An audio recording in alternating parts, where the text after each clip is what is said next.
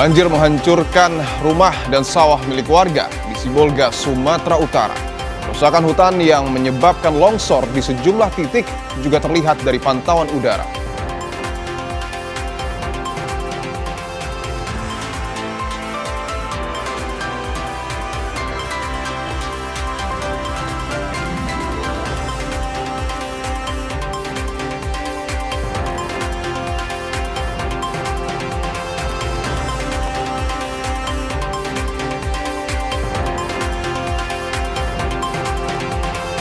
Banjir dan longsor juga membuat akses sebagian besar wilayah di Tapanuli Tengah masih terganggu. Kawasan hutan yang mulai terbuka juga terlihat di sebagian wilayah perbukitan.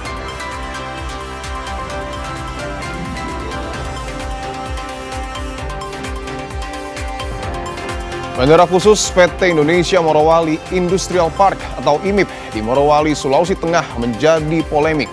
Nama Presiden ke-7 Joko Widodo terbawa dalam polemik ini. Jokowi pun membantah tudingan jika bandara khusus IMIP diresmikan olehnya saat menjabat.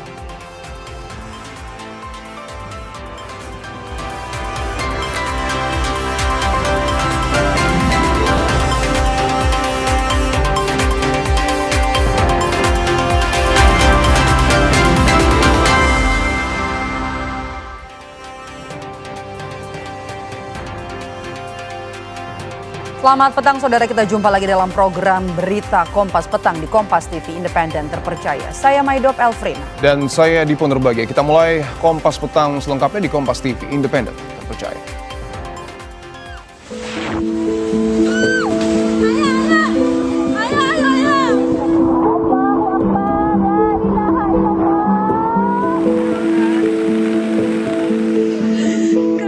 Provinsi Aceh secara total ada 6 korban jiwa meninggal dunia.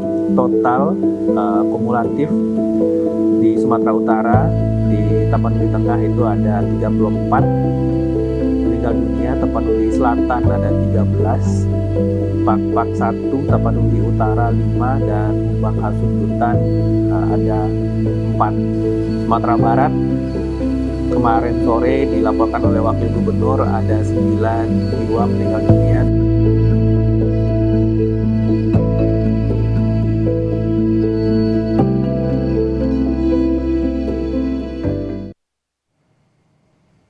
Saudara, pantauan melalui udara lokasi terjadinya banjir bandang di Sibolga, Provinsi Sumatera Utara. Material kayu yang terbawa arus aliran sungai terlihat di sejumlah lokasi. Sementara sawah warga rusak akibat diterjang material lumpur.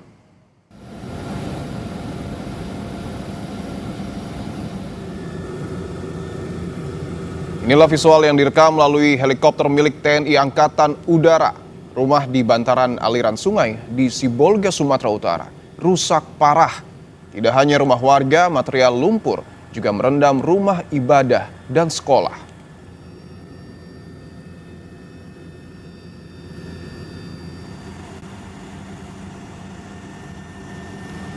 Sementara di hulu sungai, hutan di bukit banyak yang ditebang dan gundul hingga terjadi longsor.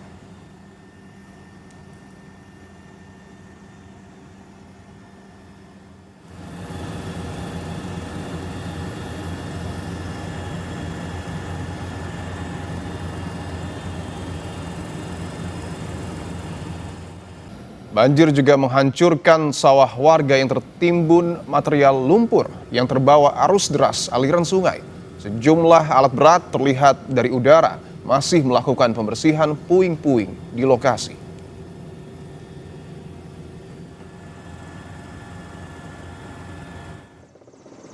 Dari pantauan udara terpampang jelas kerusakan hutan di kawasan Tapanuli Tengah, Sumatera Utara. Bekas aliran banjir dan longsor memperjelas kerusakan lingkungan yang terjadi. Aliran lumpur, batang pohon yang terbawa aliran banjir menjadi saksi bisu kerusakan alam di Sumatera Utara. Selain itu, sejumlah perkebunan kelapa sawit terpantau masih terendam air.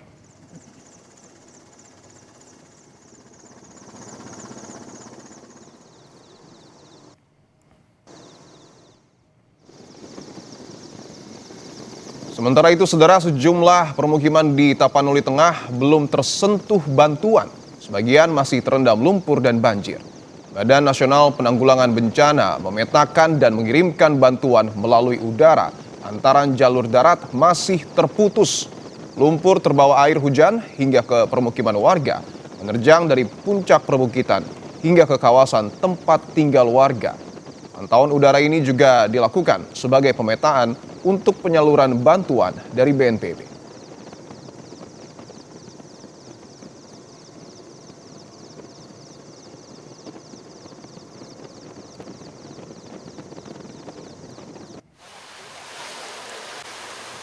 TNI Polri terus melakukan perbaikan jalur transportasi pasca banjir bandang yang terjadi di Kecamatan Batang Toru, Kabupaten Tapanuli Selatan, Sumatera Utara pada Selasa kemarin. Dengan membangun jembatan darurat, petugas menyeberangkan warga yang sempat terjebak banjir dan tanah longsor ke tempat yang lebih aman dan dilalui kendaraan. Puluhan warga mulai dari lansia, orang dewasa, dan anak-anak yang sempat terjebak akibat musibah banjir dan tanah longsor menyeberang dengan hati-hati yang dipandu oleh petugas mengingat kondisi arus sungai cukup deras.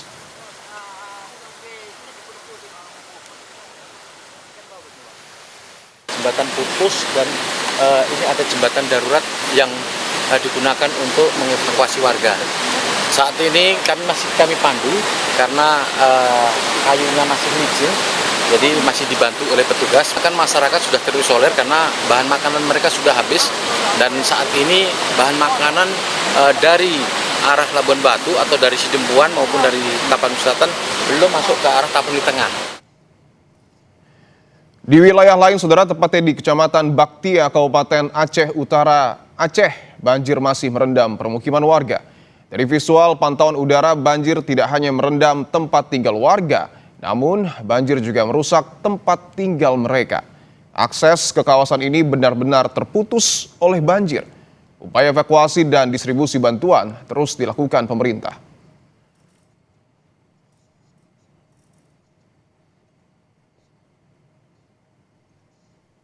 Polres Lok Sumawe menggunakan perahu karet untuk mengevakuasi warga yang terjebak banjir di Kabupaten Aceh Utara.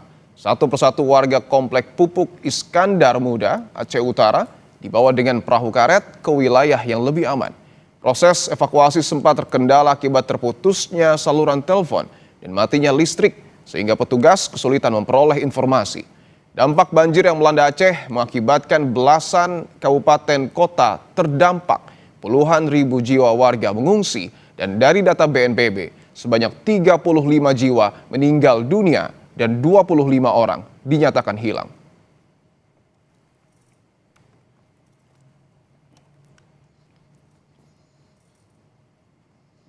Upaya penyelamatan korban banjir masih terus dilakukan, akses jalan yang terputus jadi salah satu kendala yang terjadi di lapangan. Kita pantau bagaimana kondisi terkini di sana. Kita berbincang bersama dengan Pangdam 1 Bukit Barisan, Maijen Rio Firdianto. Selamat petang, Pak Pangdam dengan Maidop. Selamat sore Mbak Maidop. Oke, Selamat berapa sore, Mbak Maidop. daerah yang sampai dengan sore ini masih terisolir dan apa upaya untuk bisa membuka akses? Baik, Mbak Maidop, kami infokan bahwa saya tadi bersama Kapolda, Gubernur Sumatera Utara, kemudian Bupati Tapanuli Tengah, dan Danrem Sibolga sudah berkeliling meninjau lokasi-lokasi yang terputus akibat bencana alam. Jadi dari awal kami laporkan 26 titik longsor dari Tapanuli Utara sampai dengan Tapanuli Tengah. Hari ini sudah 15 titik longsor yang sudah terbuka. Dikerjakan oleh tim gabungan dari TNI, Polri dengan pemerintah daerah menggunakan 6 alat berat karena memang kondisi medannya cukup sempit sehingga tidak bisa lebih. Itu sudah dikerjakan dari mulai beberapa hari yang lalu. Hari ini sudah tembus sampai dengan Kecamatan Sibalanga di daerah Tapanuli, perbatasan antara Tapanuli Utara dengan Tapanuli Tengah.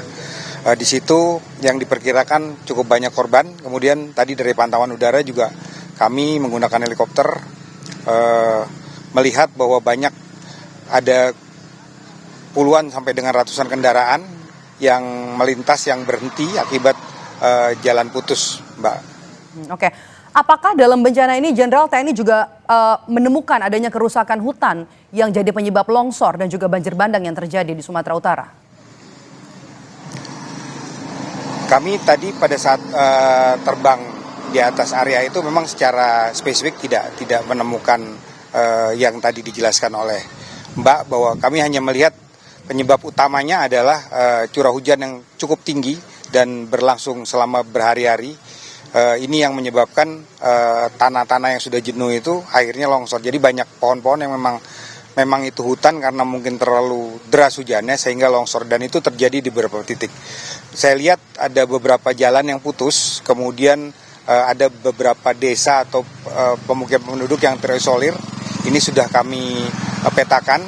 Tadi kami sudah melapor ke Kepala BNPB untuk berencana menggunakan helikopter dengan pasukan kami untuk menurunkan logistik ke daerah-daerah tersebut secara airdrop, menggunakan helikopter diturunkan sedekat mungkin dengan masyarakat, Pak. Dari pantauan udara tidak ada tanda kerusakan hutan, banjir, bencana ini pure karena memang curah hujan yang tinggi.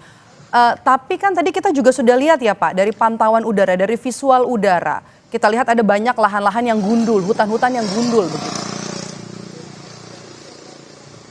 Iya, betul. Memang kami juga awalnya berpikir sama, Mbak, bahwa memang itu awalnya seperti ada pengundulan hutan, ternyata di titik-titik yang memang hijau pun juga longsor. Makanya itu yang kami sampaikan, ternyata tidak pure masalah yang diceritakan tahun di Sukan ada pengundulan hutan dan lain-lain. Memang ini benar-benar karena alam. Nah, saya sudah diskusi dengan Pak Gubernur, Pak Kapolda, bahwa mungkin ke depan kita akan melihat kalau memang itu benar terjadi, itu menjadi evaluasi kami di Forkopimda Provinsi Sumut untuk membenahi atau mengawasi ke depan supaya lebih tertib sesuai dengan aturan pemerintah, Mbak.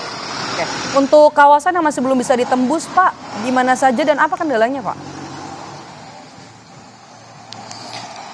Yang tadi kami laporkan, Mbak, yang di daerah antara Tapanuli Utara dengan Tapanuli Tengah itu ada 11 titik yang masih belum bisa dilalui. Dan permasalahannya cukup serius karena jalannya putus. Jadi aspal itu putus dengan tempat lain. Makanya kami laporkan kepala BNPB, kemudian ke Gubernur bahwa mungkin dalam waktu dekat belum bisa ditembus, hanya bisa sampai titik putus itu. Sehingga kami tadi melapor ke Pak Mensesnek, ke Menseskap, bahwa kondisi ini kita membutuhkan tambahan helikopter untuk mendistribusikan logistik. Hari ini logistik sebagian dari bantuan pemerintah pusat dari Bapak Presiden sudah tiba di Pinang Sori, kemudian sudah ada yang tiba di Kuala Namu di Medan dengan Lanut Suwondo Medan. Sudah kami geser sebagian ke Sibolga, kemudian ada sebagian yang digeser ke Bandara Silangit di Bali G, di Tapanuli Utara. Ini juga ada bantuan dari Pak Panglima TNI, kemudian Kepala Staf Angkatan Darat, dari Kapolri, dengan termasuk dari pemerintah Provinsi Sumatera Utara. Oke, terakhir Jenderal, jumlah korban tewas berapa hingga hari ini dari data terakhir yang Anda terima?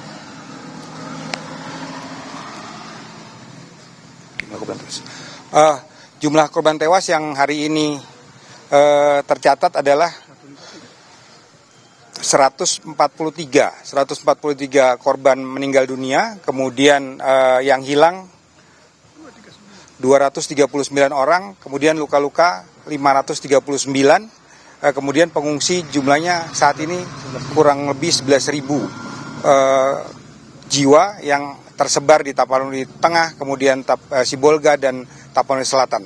Ini hanya untuk wilayah Sumatera Utara saja, Jenderal? Iya, hanya untuk wilayah Sumatera Utara kami, karena kami memang bertanggung jawab untuk membantu penanganan bencana di wilayah Sumatera Utara. Baik, terima kasih sudah bergabung dan juga memberikan informasi kepada kami terkait penanganan bencana di Sumatera Utara, Maijen TNI Rio Firdianto, Pangdam 1 Bukit Barisan. Saudara, Polri mengirimkan bantuan kemanusiaan bagi masyarakat yang terdampak bencana alam di wilayah Aceh, Sumatera Utara, dan Sumatera Barat. Bantuan berupa logistik didistribusikan melalui Mako Polisi Udara Pondok Cabe, Tangerang Selatan, Banten pada Sabtu pagi.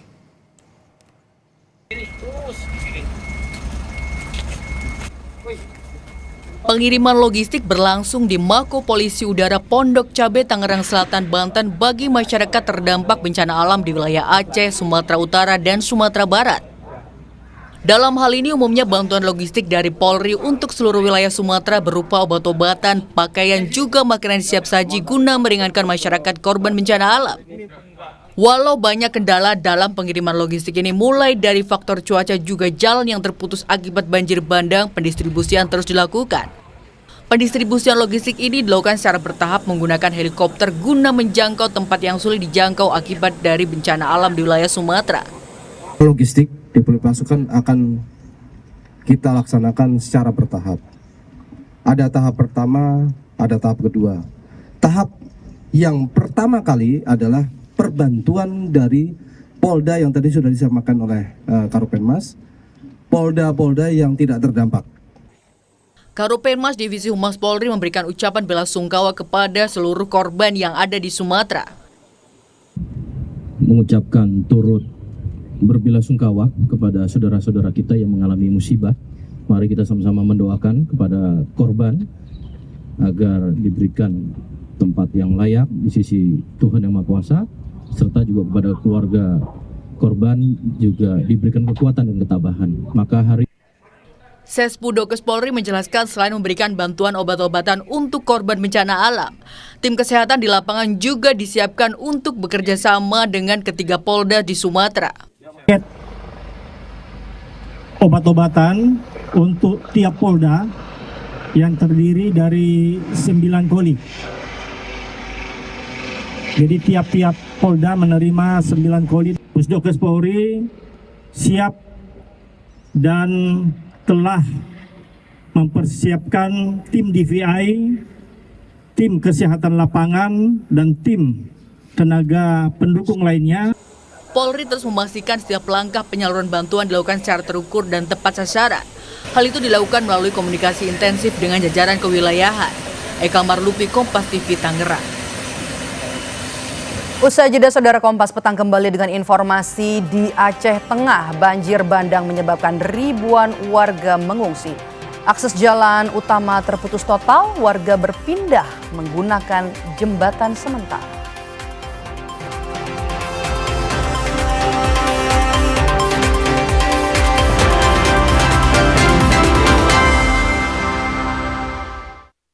Orang punya semangatnya masing-masing untuk memberikan yang terbaik.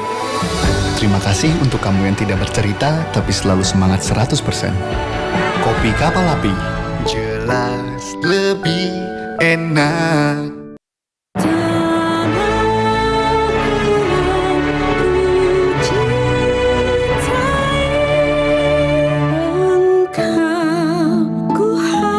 Bersama membangun tanah air dengan Mortar LM.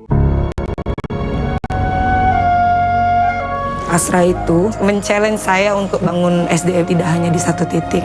Masyarakat yang dulunya menebang, sekarang menjadi pemandu wisata di kawasan Nyara ini. Komunitas-komunitas anak-anak muda turun dan terjun langsung di lapangan. Astra merajut semangat dari ujung barat sampai ujung timur Nusantara. Bergandengan tangan demi kemajuan desa yang berkelanjutan. Tiap orang punya semangatnya masing-masing untuk memberikan yang terbaik.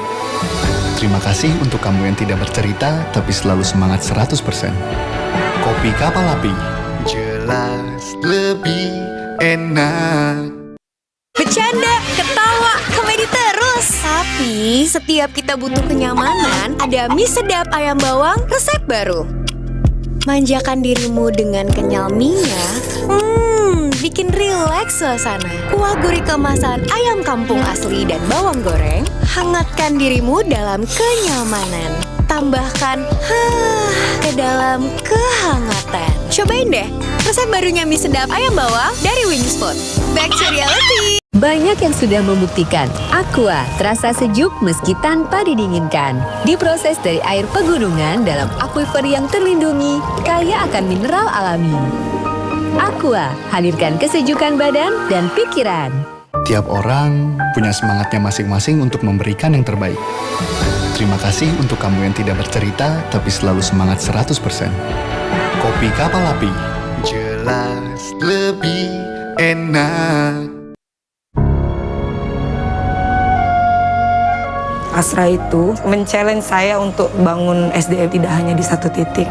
Masyarakat yang dulunya menebang sekarang menjadi pemandu wisata di kawasan Nyara ini. Komunitas-komunitas anak-anak muda turun dan terjun langsung di lapangan. Astra merajut semangat dari ujung barat sampai ujung timur Nusantara. Bergandengan tangan demi kemajuan desa yang berkelanjutan.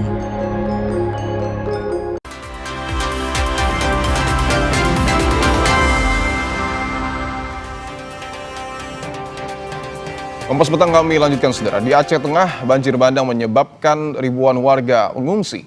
Akses jalan utama terputus total. Warga berpindah menggunakan jembatan sementara.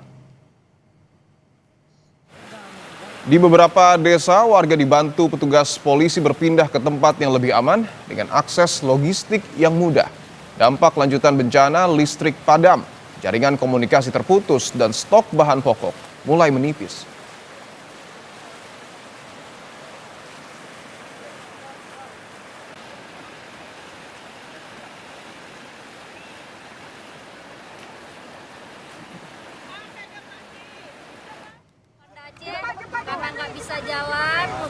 Di tengah banjir yang masih merendam Aceh, penyaluran bantuan untuk korban banjir terus dilakukan Dinas Sosial Aceh. Namun dalam penyaluran bantuan, rombongan Dinsos terjebak banjir. Mobil pengangkut bantuan tak dapat bergerak, sejumlah logistik pun tertahan. Tim Dinas Sosial Aceh akhirnya berhasil keluar dari Aceh Timur melalui jalur Aceh Utara dan tiba di Lok Sumawe setelah melewati perjalanan panjang dengan kondisi yang sangat terbatas.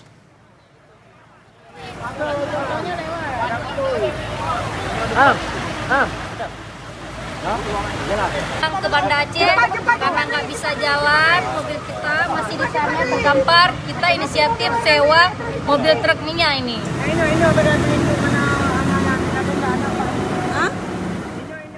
Saudara, kayu gelondongan berukuran besar ikut terbawa banjir di Sumatera Utara. Kayu-kayu itu diduga hasil pembalakan liar. Presiden Prabowo Subianto menyinggung adanya pembabatan hutan yang menyebabkan banjir. Banjir bandang dahsyat yang melanda Sumatera Utara meninggalkan persoalan serius terkait munculnya kayu-kayu gelondongan yang terbawa arus sungai. Banjir bandang membawa muatan gelondongan kayu di Kabupaten Tapanuli Selatan, Tapanuli Tengah, hingga Sibolga. Diduga kayu gelondongan itu berasal dari penebangan liar yang ikut memperparah banjir dan longsor. Presiden Prabowo Subianto menyinggung masalah pembabatan hutan saat membicarakan masalah banjir hingga longsor di sejumlah wilayah. Lingkungan, kata Prabowo, harus dijaga agar tidak ada pembabatan pohon hingga perusakan hutan. Benar-benar mencegah pembabatan pohon-pohon, perusakan hutan-hutan. Benar-benar juga sungai-sungai harus kita jaga agar bersih sehingga dapat menyalurkan air yang bisa tiba-tiba datang. Saudara-saudara, ini nanti usaha bersama kita. Tiap rumah ikut berperan. Pimpinan Redaksi National Geographic Indonesia Didi Kasih mengatakan banjir bandang di sejumlah wilayah di Sumatera terjadi karena cuaca ekstrim dan kondisi lahan yang rapuh. Menurutnya, daya dukung lingkungan hilang karena tindakan manusia. Didi mendesak adanya restorasi untuk memulihkan tutupan hutan guna mencegah banjir bandang terulang lagi. Lalu kemudian juga memperbaiki tata ruang, sekaligus juga program literasi, perbaikan tentang komunikasi, pemahaman tentang masyarakat di hilir juga harus tahu kondisi hulunya, bukan hanya melihat banjir ketika sudah datang gitu. Jadi penegakan hukum saya pikir itu juga salah satu yang harus diperkuat. Pemerintah sudah mengirimkan bantuan melalui jalur udara. Bantuan itu diangkut oleh 4 pesawat untuk 3 provinsi terdampak bencana di Sumatera, yakni Aceh, Sumatera Utara, dan Sumatera Barat. Tim Liputan Kompas TV.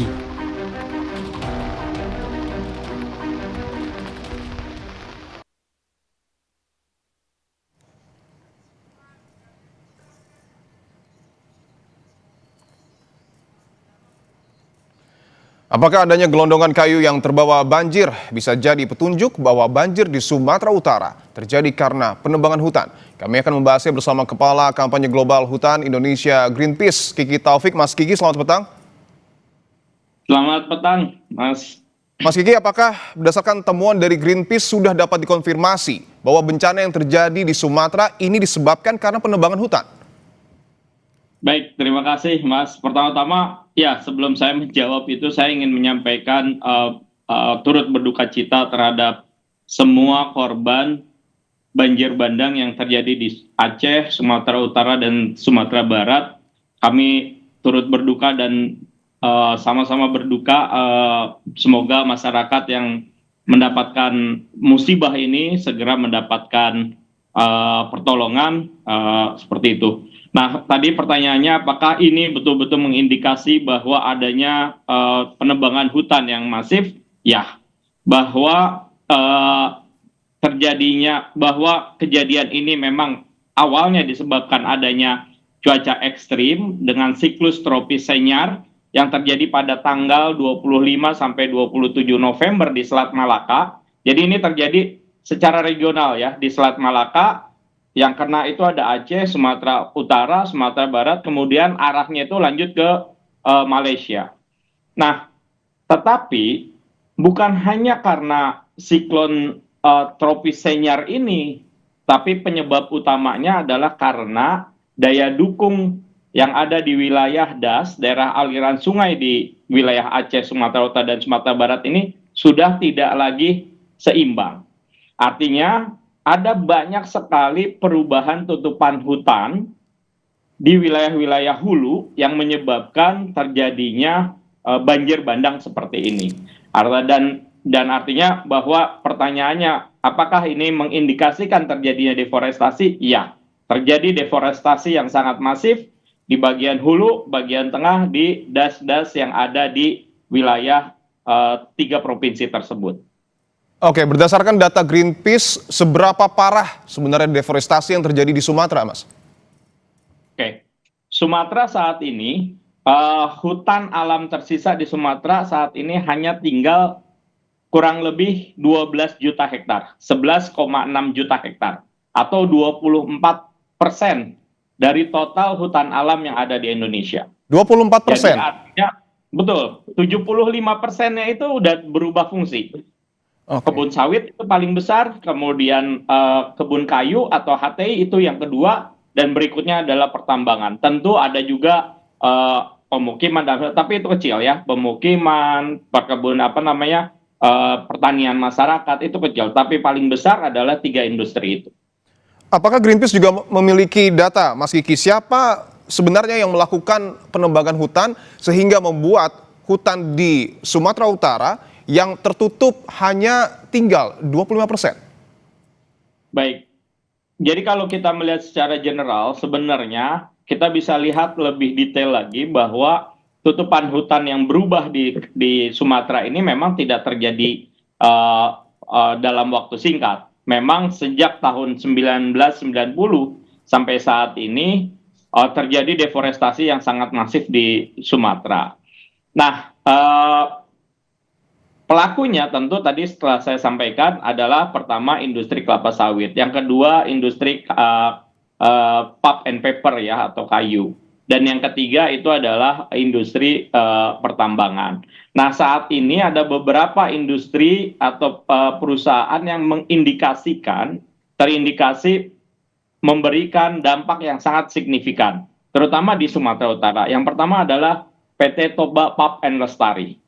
Toba atau TPL ya, Toba Pulp Lestari ini adalah sebuah perusahaan kayu, pulp and paper, yang wilayahnya cukup luas, dan itu ada di Tapanuli bagian hulu.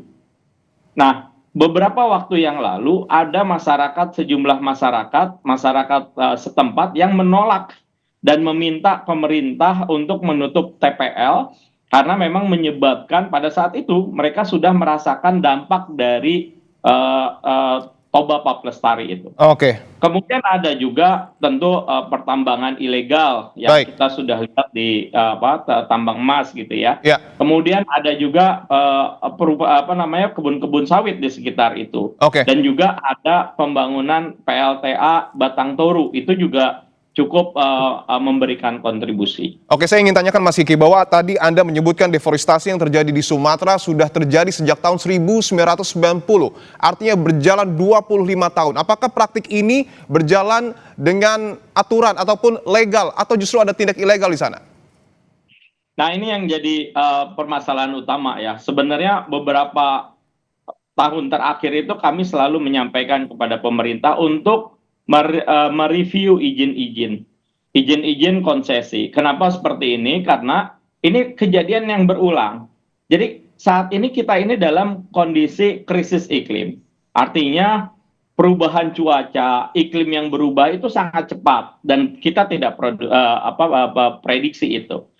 Pada saat terjadinya La Nina seperti ini atau musim basah seperti ini, bisa jadi kejadian banjir bandang itu akan semakin sering dan terjadi di banyak wilayah. Oke, ketika Greenpeace meminta pemerintah mereview kembali izinnya, tanggapan pemerintah seperti apa, Mas Kiki?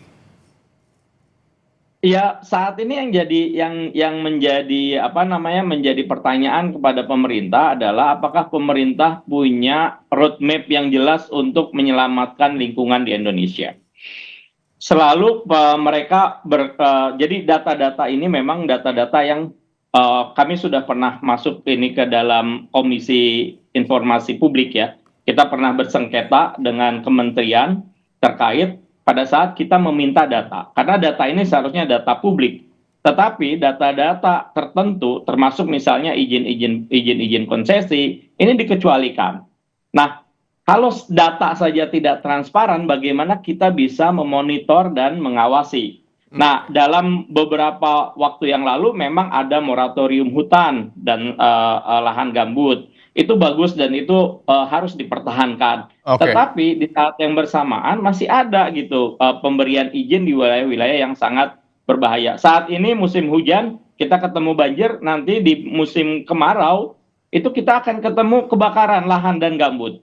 Dan ini selalu berulang gitu. Jadi kita ini adalah bangsa yang besar namun tidak belajar dari apa yang sudah terjadi berulang kali di Indonesia. Baik, kita tunggu langkah konkret pemerintah untuk kemudian mengembalikan hutan di Sumatera yang telah hilang. Terima kasih Kepala Kampanye Global Hutan Indonesia Greenpeace, Mas Kiki Taufik telah bergabung di Kompas Petang. Terima kasih, Mas. Tetaplah di Kompas TV, Saudara. Usai jeda Kompas Petang kembali dengan informasi. Usai dibebaskan dari rutan KPK, mantan Dirut ASDP Ira Puspadewi menggelar syukuran di Rumah Perubahan Jati Murni Pondok Melati, Kota Bekasi, Jawa Barat.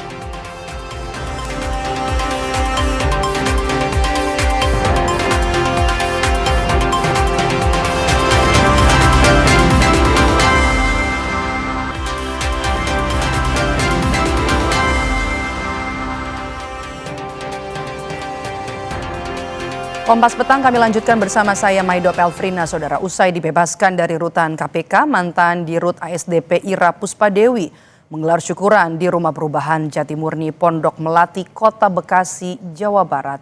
Ira Puspadewi didampingi suami menceritakan perjalanan spiritual selama menjalani 10 hari penahanan di rutan KPK. Selain Ira dan suami, syukuran kebebasan juga dihadiri 2 rekannya yang juga mendapat rehabilitasi dari Presiden Prabowo. Dalam syukuran itu, Ira Puspadewi bercerita soal perjalanan spiritual dengan penuh haru mengenai pengalaman selama dalam rutan. Apa yang dirinya sampaikan diharapkan bisa menjadi refleksi di kehidupan untuk selalu memiliki harapan dan tidak mendikte Tuhan. Acara syukuran kebebasan Ira Puspadewi dihadiri kerabat dan sahabat. Ternyata kita selama ini, saya kurang bersyukur barangkali yang kita anggap biasa, ibu bapak menganggap biasa hari ini, syukurilah. Karena kalau di dalam kita malam-malam lewatkan dark itu berat. Dan saya teringatkan ada satu buku dari Profesor Kamarudin Hidayat yang sampaikan Ada dua hal nikmat yang kita suka lupa bersyukur.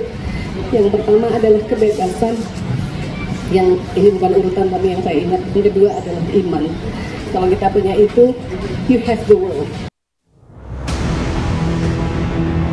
Mantan Direktur Utama PT Angkutan Sungai, Danau, dan Penyeberangan ASDP Indonesia Ferry, Ira Puspadewi, dan mantan 2 direktur lainnya dibebaskan dari rutan KPK Jumat sore.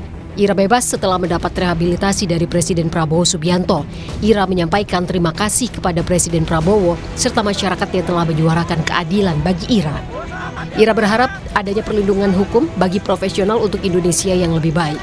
Kami mengaturkan terima kasih dan apresiasi setinggi-tingginya kepada Bapak Presiden Prabowo Subianto yang telah berkenan menggunakan hak istimewanya dengan rehabilitasi bagi peserta kami.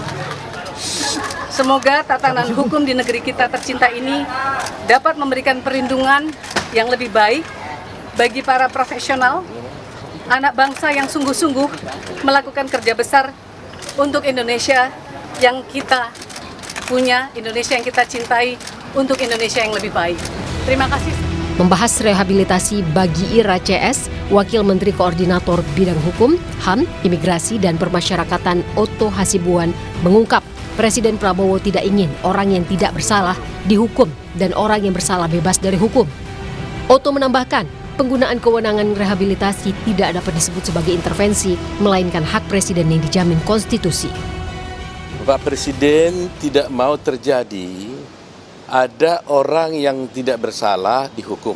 Tetapi mengenai soal rehabilitasi ini adalah hak prerogatif dari Presiden yang berasal dan bersumber dari konstitusi. Pertimbangan ini tentunya hanya Presiden yang tahu apa sebabnya dia memberikan itu.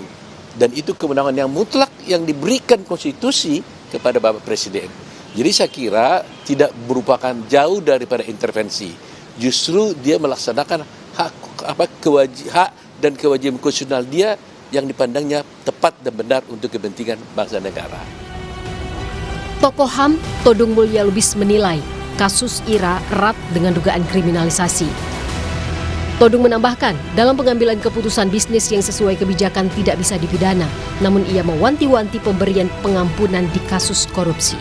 Jadi dalam kasusnya Ira kita melihat dugaan ada kriminalisasi itu terhadap kebijakan, padahal kebijakan yang dibuat sesuai dengan aturan main, sesuai dengan peraturan perusahaan, mendapat persetujuan, semua itu kan adalah keputusan komersial bisnis yang tidak bisa dipidana, Presiden Prabowo mungkin melihat ini dan mendengar ini dan membuat rehabilitasi.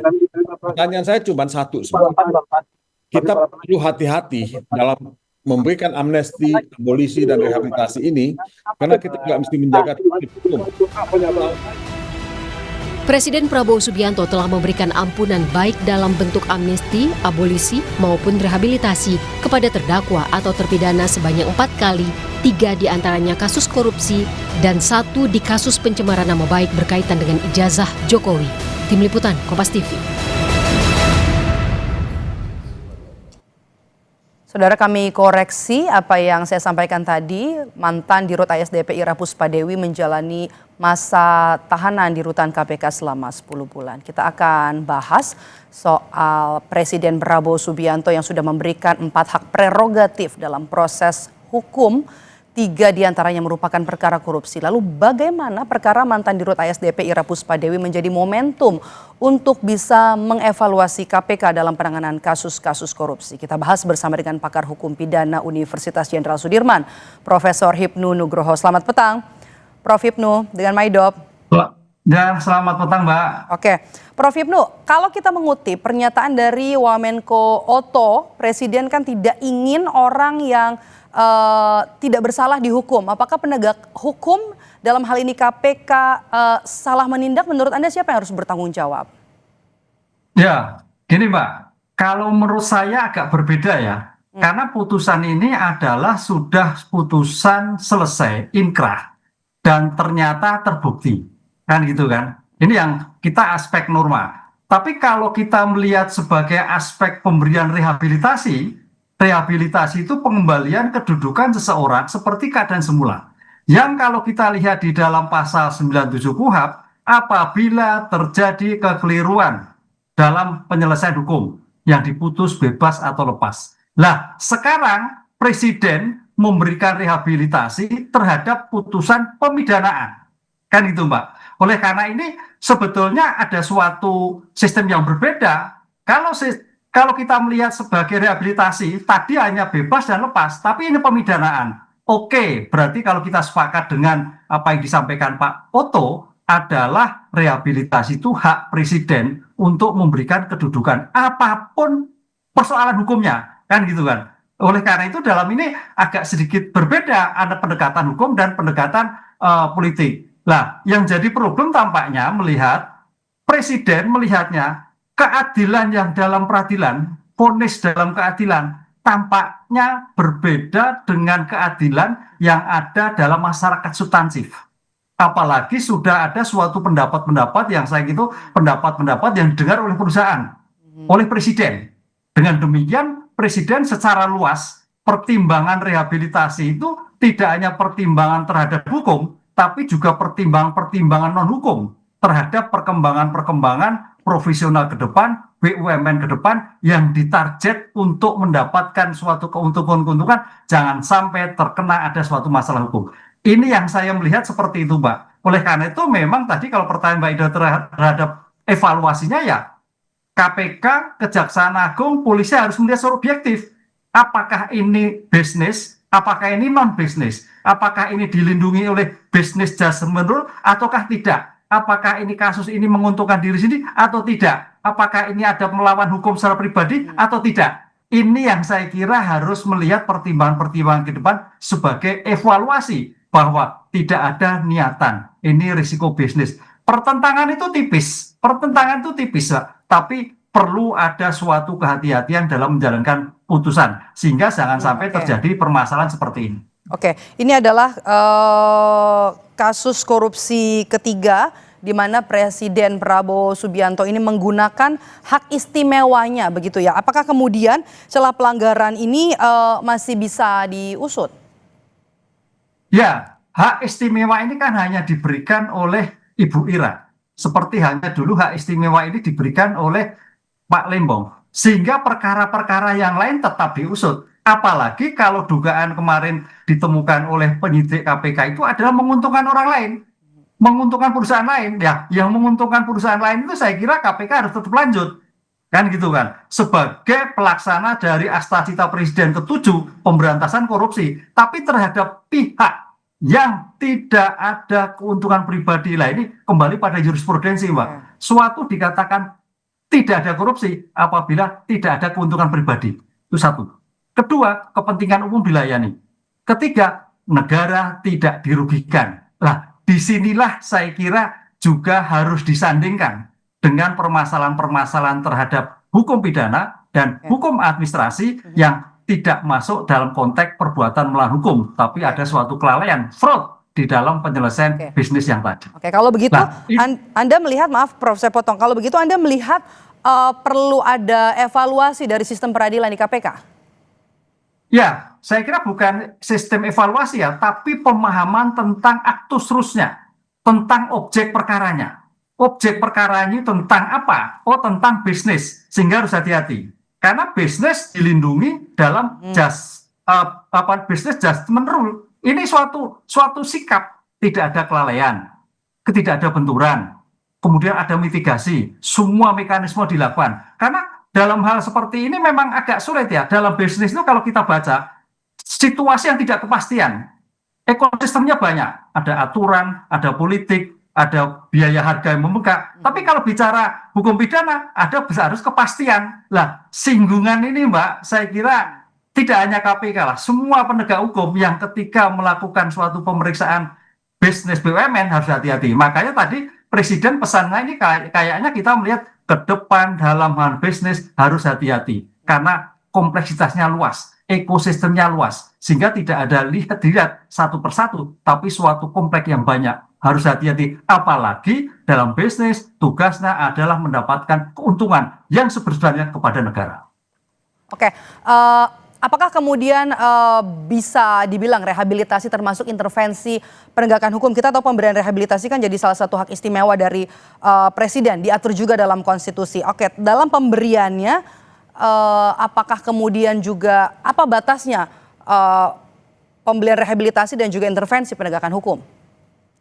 Ya, kalau dikatakan intervensi ya bisa jadi ya, karena kalau kita bicara rehabilitasi itu rehabilitasi dalam KUHP itu apabila ada suatu kesalahan hukum, itu pasal 97 KUHP, rehabilitasi. Tapi kalau rehabilitasi sebagai hak prerogatif presiden bisa mengambil alih, bisa mengintervensi. Pandangannya tidak hanya hukum, termasuk non-hukum tampaknya Mbak. Kan begitu. Termasuk kalau kita lihat kemarin abolisi, itu tidak hanya hukum, termasuk non-hukum.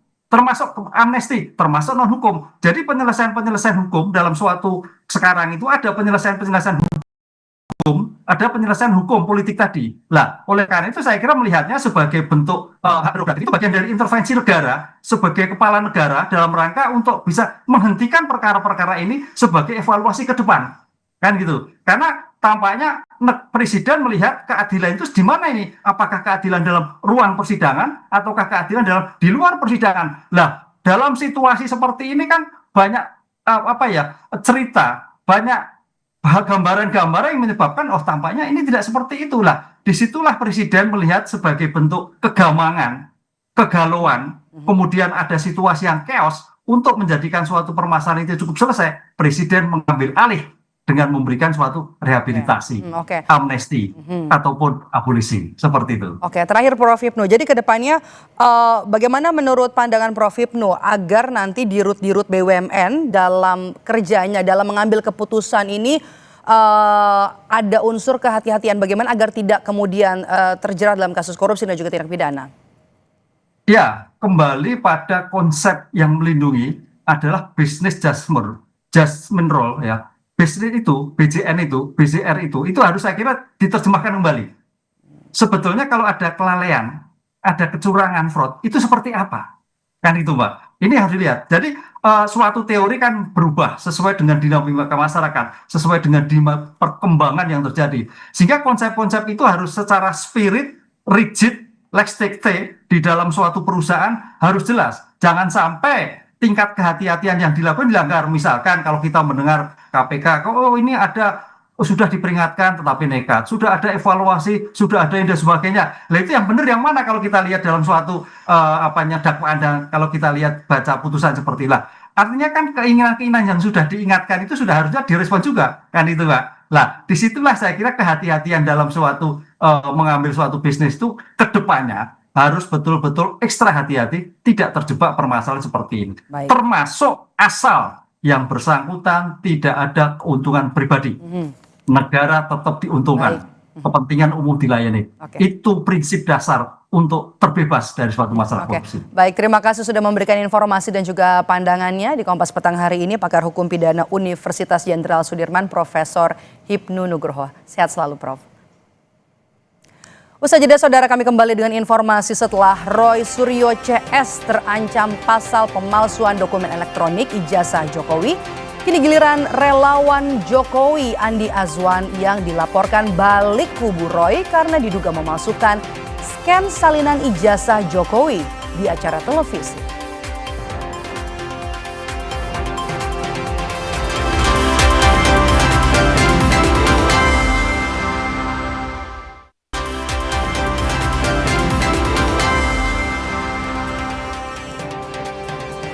Setelah Roy Suryo CS terancam pasal pemalsuan dokumen elektronik ijazah Jokowi, kini giliran relawan Jokowi Andi Azwan yang dilaporkan balik kubu Roy karena diduga memalsukan scan salinan ijazah Jokowi di acara televisi. Tak hanya itu, permohonan gelar perkara khusus yang diajukan kubu Roy juga sudah mendapat lampu hijau dari Polda Metro Jaya.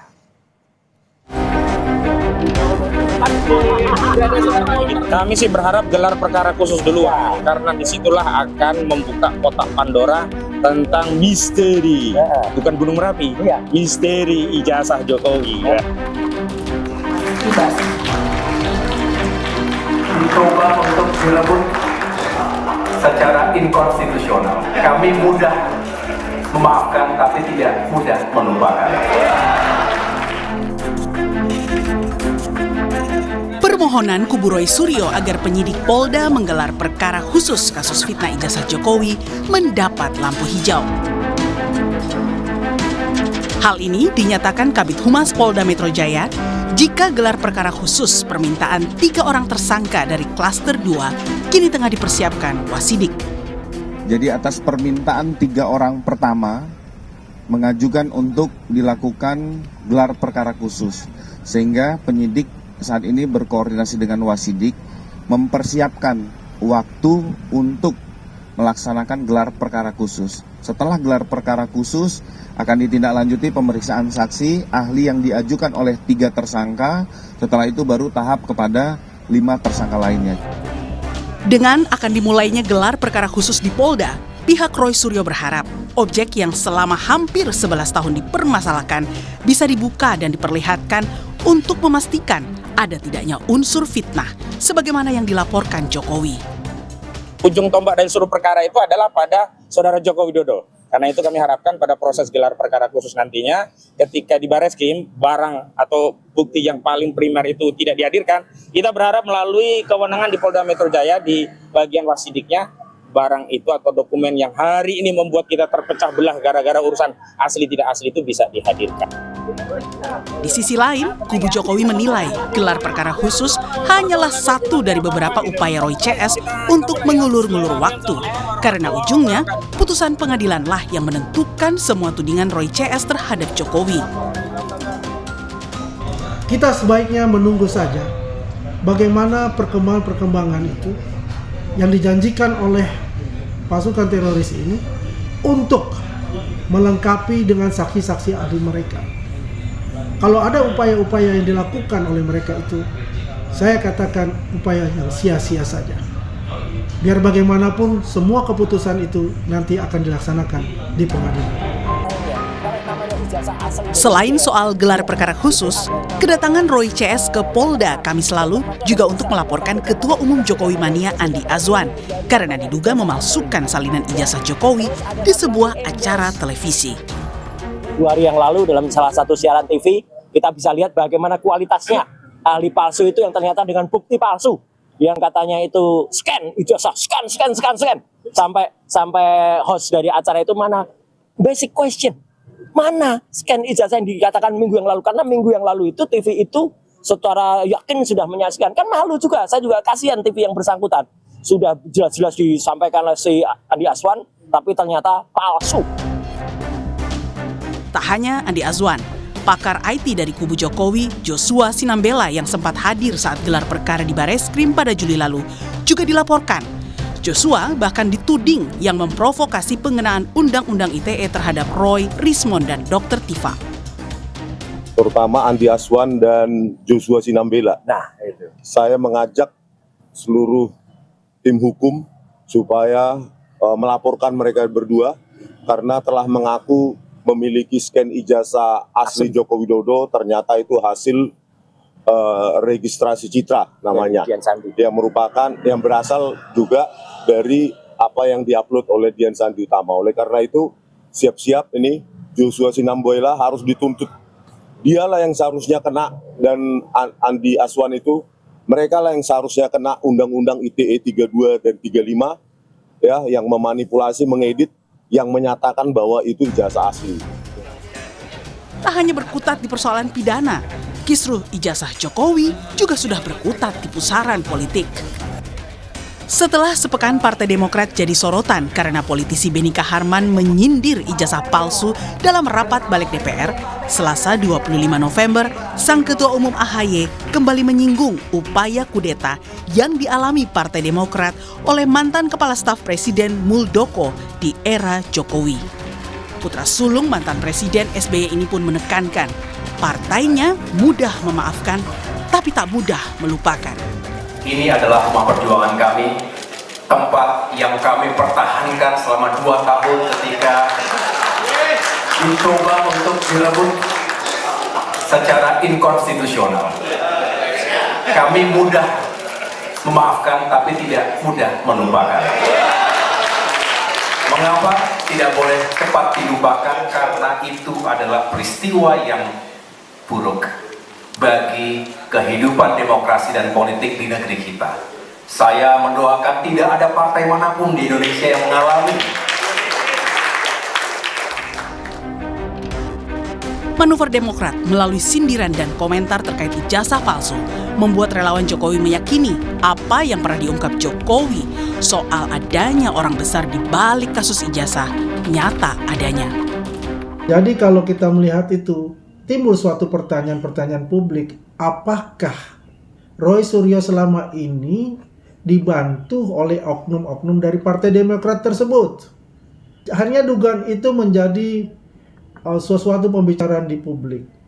Karena kita melihatnya ini semakin hari semakin kelihatan beberapa tokoh-tokoh baru muncul dan semuanya rata-rata itu adalah oknum-oknum dari Partai Demokrat tersebut.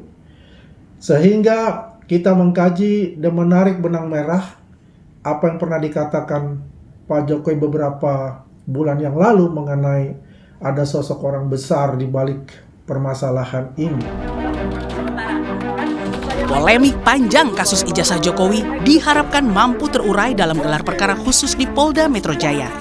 Ini sekaligus menjadi momen penentu. Akankah ijazah asli Jokowi diperlihatkan di hadapan para tersangka Roy Suryo CS? Tim Liputan Kompas TV. Ketua DPP Partai Solidaritas Indonesia PSI Valdo Maldini bilang polemik Bandara IMIP di Morowali yang dinilai menyudutkan Jokowi merupakan serangan dari pihak yang belum move on dari Pilpres 2024.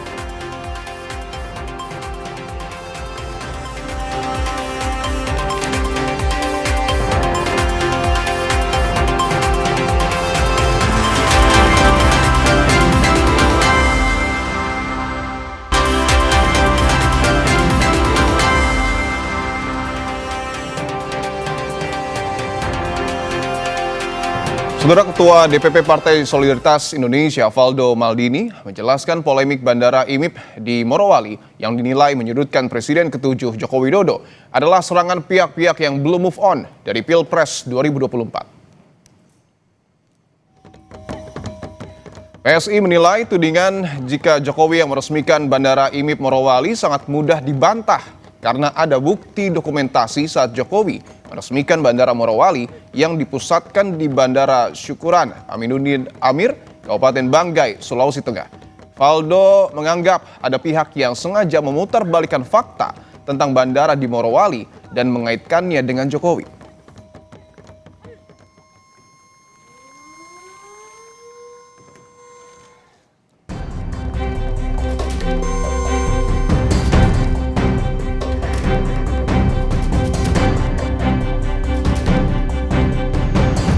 Bandara khusus PT Indonesia Morowali Industrial Park di Sulawesi Tengah menjadi polemik usai disorot Menteri Pertahanan Syafri Samsudin. Belakangan, nama mantan Presiden Jokowi yang ikut disebut-sebut akhirnya buka suara. Jokowi membantah tudingan jika bandara khusus IMIP diresmikan olehnya saat menjabat. Menurutnya, bandara IMIP tidak berada di bawah pemerintah karena mengantongi status khusus.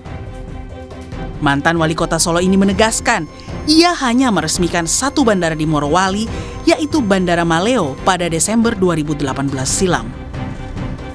Saya nggak pernah meresmikan bandara IMIP di Morowali, nggak pernah. Seingat saya yang saya resmikan adalah Bandara Maleo di Morowali. Itu yang membangun pemerintah. Kalau yang IMIP itu saya kira miliknya swasta. Ya semuanya kan hal yang nggak baik kan ditariknya ke saya. Merespons soal belum adanya petugas bea cukai yang ditempatkan secara permanen di Bandara IMIP Morowali, Menteri Keuangan Purbaya menyebut ia akan segera mengirimkan petugas bea cukai jika ada permintaan atau penugasan resmi. Keberadaan bea cukai di lokasi vital seperti Bandara IMIP adalah penting untuk mencegah dan mengurangi segala bentuk pelanggaran, seperti bebasnya orang dan barang keluar masuk tanpa pemeriksaan. Mau ngirim bea cukai ke Bandara IMIP kapan Pak rencananya Pak? Sesuai permintaan, begitu ditugaskan kita taruh di sana. Sementara itu, menyangkut tindakan tegas soal keberadaan Bandara IMIP tanpa bea cukai dan imigrasi, Menteri ESDM Bahlil Lahadalia mengaku kementeriannya tidak memiliki wewenang menginvestigasi keberadaan bandara. Meski begitu, Kementerian ESDM menantikan laporan tim Satgas PKH soal ada tidaknya aktivitas tambang ilegal di kawasan tersebut. Di bandara itu kan ada kementerian teknis yang mengaturnya. Kalau kami di bidang pertambangannya, Kementerian SDM itu di bidang pertambangannya termasuk rekomendasi terhadap bagian hilirnya. Tapi dalam pengamanan objek yang ada di bandara itu merupakan kewenangan daripada Menteri Teknis. Arahan Bapak Presiden kepada kami sebagai Satgas dan sebagai Menteri SDM adalah tegakkan aturan. Jangan pandang bulu, karena nggak boleh negara kalah dari apa yang terjadi yang kurang pas dan atau melanggar hukum. Sorotan terhadap Bandara IMIP mencuat setelah Menhan Syafri Samsudin menyampaikan kritik ketika meninjau fasilitas penerbangan di kawasan pertambangan Morowali, Sulawesi Tengah 20 November lalu. Saat itu Syafri menghadiri latihan terintegrasi TNI dan instansi terkait. Ia menyebut keberadaan bandara tanpa kehadiran negara sebagai anomali yang berpotensi memunculkan kerawanan bagi kedaulatan ekonomi Indonesia. Tim Liputan Kompas TV.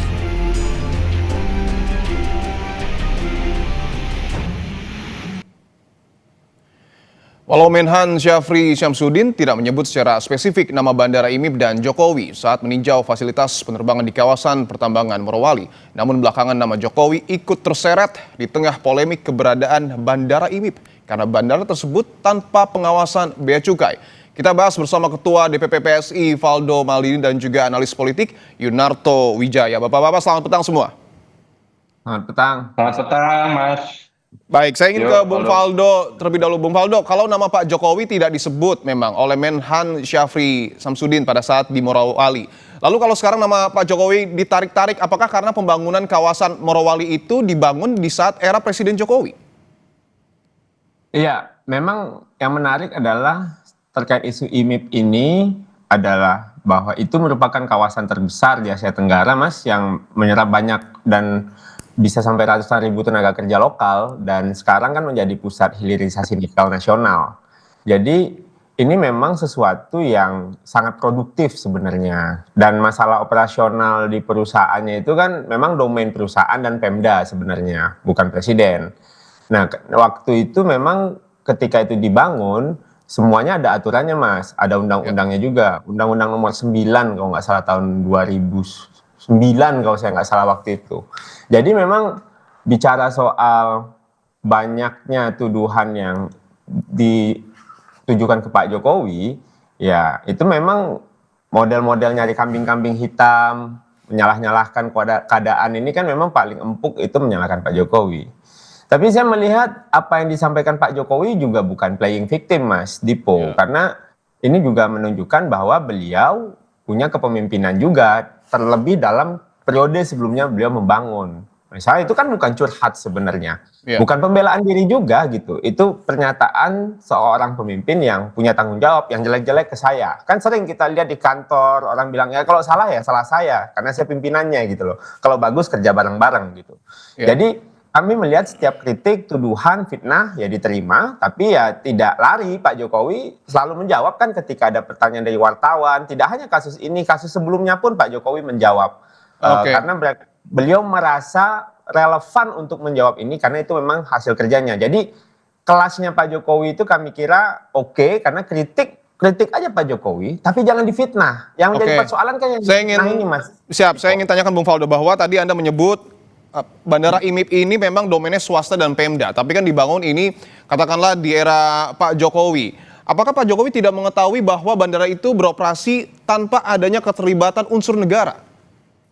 Iya, sebenarnya kan ada aturannya, Mas Dipo ya, secara teknis dan detail ya, bahwa memang untuk bandara swasta itu peruntukannya pun jelas. Dan dia sebenarnya tidak bisa menerima secara teknis itu penumpang dari internasional langsung. Kalau swasta siapa yang mengawasi, Mas, kalau begitu?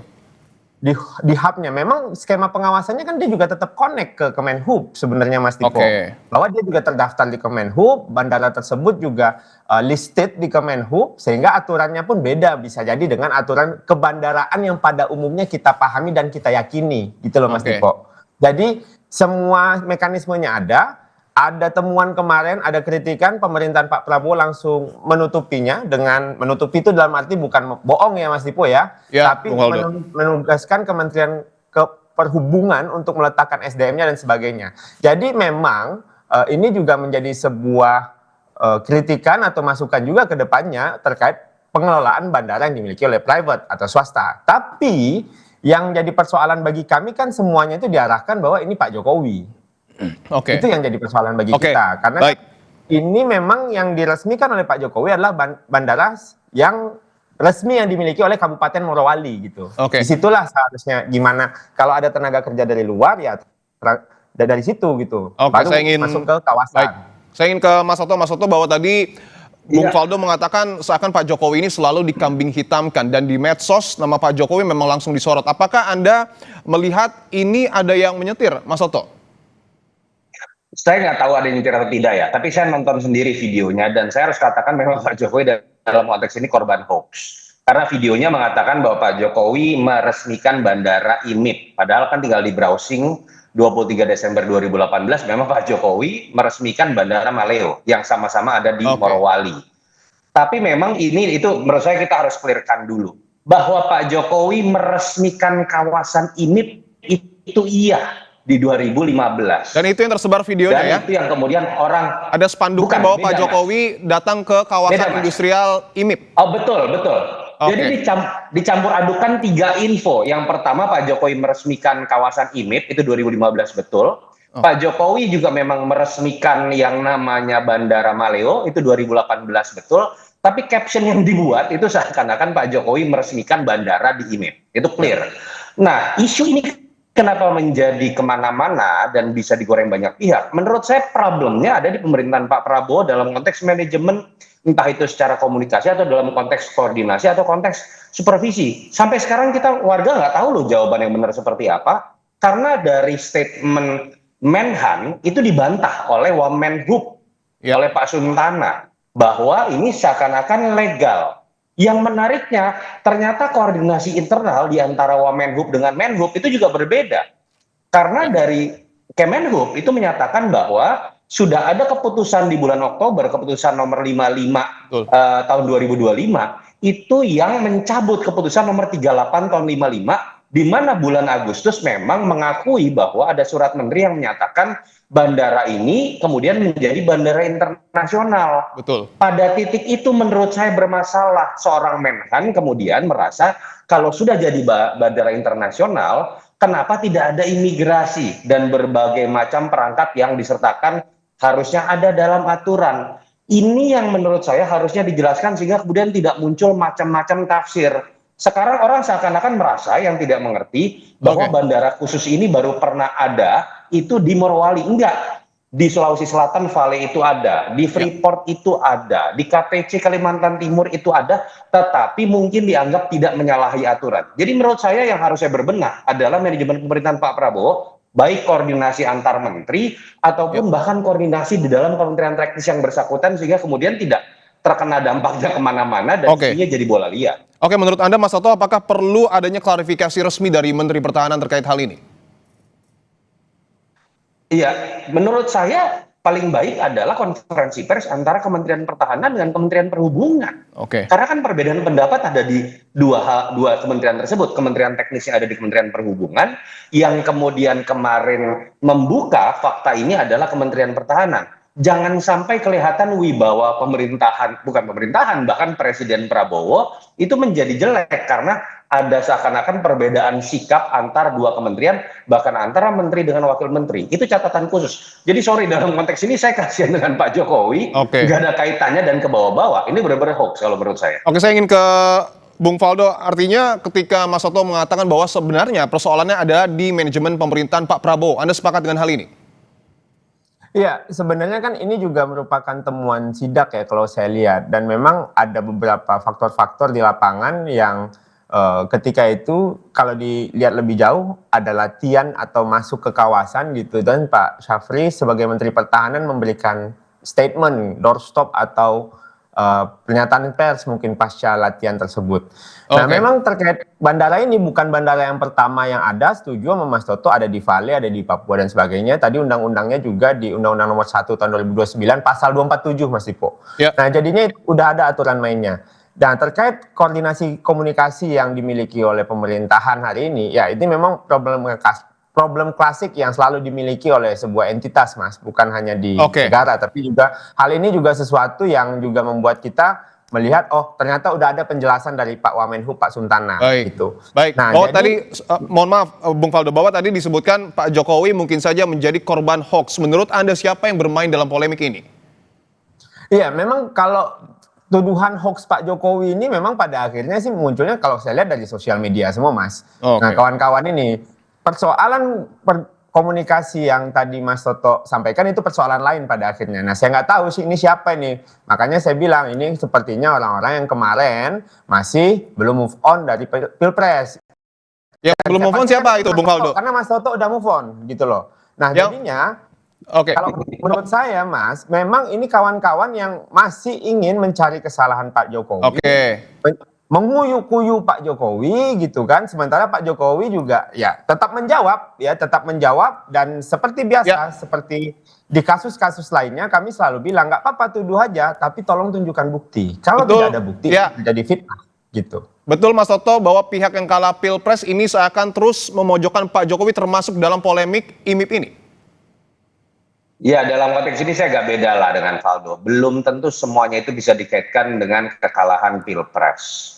Bisa jadi yang kemudian merasa tetap tidak suka dengan Pak Jokowi juga ternyata milihnya 58%, bagian dari 58% atau milih 02 bisa juga loh. Karena kan kekuatan pilihan Prabowo Gibran ini kan ada juga yang memang sebenarnya hanya suka dengan Prabowo, ada yang hanya suka dengan Gibran, ada juga yang suka dengan kedua-duanya. Jadi menurut saya nggak bisa dikaitkan dengan hal tersebut. Jadi masuk aja ke urusan isunya sendiri, bahwa memang isu ini sih saya harus katakan nggak pantas untuk kemudian dibuat menjadi sebuah hoax. Dan saran saya tetap, Faldo misalnya bisa disarankan juga ya ke teman-teman misalnya relawan Jokowi. Saya sempat baca tuh ada konco Jokowi meminta Pak Prabowo memecat Pak Syafri Samsudin. Saya pikir apa urusannya sebenarnya. Jadi jangan juga kemudian karena defensif lalu kemudian malah menjadi ofensif dan menimbulkan image keretakan ya di antara pemerintahan Pak Prabowo Gibran atau antar dua kekuatan Jokowi dengan Prabowo. Santai saja, saran saya, makanya saya dalam dialog sebelum walaupun agak berdebat dengan Faldo, tapi saya pikir saya punya satu kesamaan sikap. Bagaimana sih cara Pak Jokowi menghindari fitnah? Pak Jokowi kurangi bahasan mengenai politik elektoral. Kalau bicara tentang elektoral, mau itu SBY, mau itu Mega, itu pasti akan kemudian mereka dilihat sebagai makhluk elektoral. Bahasannya kemudian menjadi politik lagi. Tapi kalau SBY, Megawati, Pak Jokowi, itu banyak datang ke luar negeri, lalu bicara di forum internasional, memberikan masukan didasarkan pada pengalaman pemerintahannya sendiri. Saya pikir orang akan melihat dia ada di atas level seorang politisi sebagai seorang negarawan, dan pada titik itu fitnah akan berkurang dengan sendirinya. Sorry nih Faldo, bukan nggak pengen Pak Jokowi ngurusin PSI, tapi itu yang menurut saya dilakukan oleh seorang mantan presiden seharusnya. Saya ingin ke Bung Faldo bahwa tadi Mas Toto menyebutkan Pak Jokowi ini masih cukup sering memberikan narasi khusus yang mengarah kepada elektoral. Tanggapan Anda, singkat saja, Bung Faldo. Ya, kalau saya mungkin jawabannya tadi bicara soal yang belum move on, karena bagi saya ini juga simple, karena ini juga soal adu posisi di 2029. Bisa jadi yang bagian menang pun belum move on gitu, karena pengennya menang dengan cara yang lain skemanya. Jadi memang Pak Jokowi dijadikan skemanya itu maksudnya gimana, Bung Faldo? Ya kan macam-macam aspirasi partai-partai ini kan banyak, Mas. Arahnya? Nah, jadi kalau bicara, kenapa, Mas? Arahnya kemana? Ya arahnya kan ini soal pertempuran ke depan, ya. Pemilu sudah dekat kalau bagi beberapa kawan-kawan gitu. Nah jadi kalau bagi kami terkait apa yang Mas Toto sampaikan, memang Pak Jokowi sebagai respon ya dari kritikan yang terjadi yang dijelek-jelekan ke arah saya itu sebenarnya bukan keluhan juga sih Mas, tapi itu kayak perisai gitu loh bagi dia, bagi beliau, karena bagi beliau yang penting saya tanggung jawab atas apa yang saya pernah sampaikan, apa yang pernah saya kerjakan. Ini maksudnya, bentar Bung Faldo, mohon izin saya coba dalami lagi. Artinya yang mengarahkan ini arahnya ke yang menuding ijazah atau lain pihak? Oh Mas, ini kan tudingan Pak Jokowi ini saya ngeliat kayak series Netflix Mas. Pertama soal WUS, habis itu lanjut ke IKN, nah sekarang mungkin ke bandara, next feeling saya tebakan saya bendungan atau jalan tol nih. Tapi aktornya apa-apa. Sama? Apa Mas? Aktornya sama? Sutradaranya bakal muncul nanti itu Mas, tunggu aja. Biasanya kan di akhir film tuh ada tuh sutradara, produser dan semuanya gitu. Kalau udah closing ini bareng. Baik, kita tunggu ya polemik IMIP ini tentu supaya selesai dan tentu penerbangan kita ini tidak, mohon maaf, dalam tanda kutip disusupi pihak-pihak yang tidak berkepentingan. Terima kasih Ketua DPP PSI Bung Faldo Maldini dan juga analis politik Mas Yunarto Wijaya telah bergabung di Kompas Petang. Terima kasih Mas Dipo. Saudara, Polda Metro Jaya akan melakukan gelar perkara khusus terkait kasus tudingan ijazah palsu Presiden ke-7 Republik Indonesia, Joko Widodo, yang menjerat tersangka Roy Suryo dan kawan-kawan.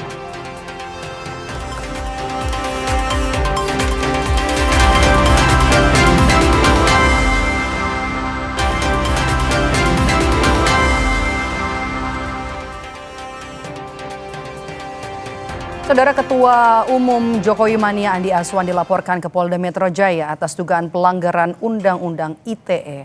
Laporan bermula dari klaim Andi Aswan yang memegang dokumen pindai ijazah Presiden ke-7 Joko Widodo. Pelapor Beni Parapat bersama penasihat hukumnya melayangkan laporan ke Mapolda Metro Jaya. Menurutnya, klaim Andi mempunyai data pindai ijazah Jokowi merupakan kebohongan publik. Menanggapi laporan ini, Andi Aswan mengatakan isu pemalsuan scan ijazah hanya untuk orang-orang yang sudah terpojok yang ingin memfitnah Jokowi. Ya ibaratnya ya dicari-cari, kita teman-teman semua juga dicari-cari gitu loh. Karena mereka sudah nggak punya jalan lagi gitu loh. Hadapilah aja pengadilan itu dengan gentle gitu loh. Status tersangka ini kan sudah suatu, ya katakanlah dia bisa bebas itu dari tahanan gitu ya, yang seharusnya ditahan dan bebas, mestinya itu berkelakuan lebih baik lah, tidak menciptakan kegaduhan lagi tentang masalah hal yang itu sudah masuk di pengadilan untuk itu gitu loh. Sementara itu, Polda Metro Jaya akan melakukan gelar perkara khusus terkait kasus tudingan ijazah palsu Presiden ke-7 Republik Indonesia Joko Widodo yang menjerat tersangka Roy Suryo dan kawan-kawan. Jadwal gelar perkara yang diminta sejumlah tersangka itu sedang disiapkan. Kabid Humas Polda Metro Jaya Kombes Budi Hermanto bilang, usai gelar perkara khusus penyidik nantinya akan melanjutkan proses hukum dengan memeriksa saksi dan ahli meringankan yang diajukan tersangka. Dalam perkara ini Polda Metro Jaya menetapkan 8 tersangka dengan 2 klaster perkara, yakni pencemaran nama baik dan pelanggaran Undang-Undang ITE.